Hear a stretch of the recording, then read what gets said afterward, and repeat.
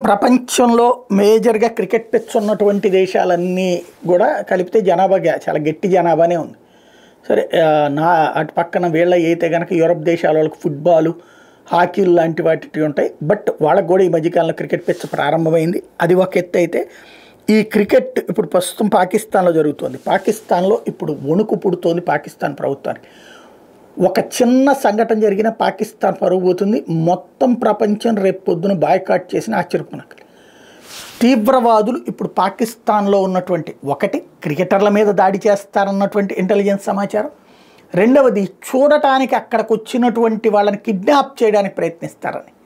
ఏదైతే ఐఎస్ఐఎస్ కానీ ఐఎస్ఐఎస్కే కానీ అట్లాగే బెలూచ్ రెబల్స్ కానీ ఇట్లాంటి వాళ్ళు అక్కడికి చూడటానికి విదేశాల వాళ్ళు జట్లు అక్కడికి వచ్చారు కదా మ్యాచ్లు చూడడానికి, వాళ్ళని ఎవరినన్నా కిడ్నాప్ చేసేటటువంటి పరిస్థితి ఉంది అన్నటువంటి సమాచారంతో వణుకుతోంది.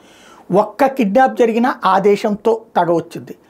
ఒక 4 దేశాల వాళ్ళని కిడ్నాప్ చేస్తే 4 దేశాల వాళ్ళతో తగ వస్తుంది. ప్లస్ ఇక మళ్ళీ శాశ్వతంగా పాకిస్తాన్ని బాయ్కాట్ చేసే పరిస్థితి వస్తుంది. అదే వణుకు పుడుతోంది పాకిస్తాన్కి.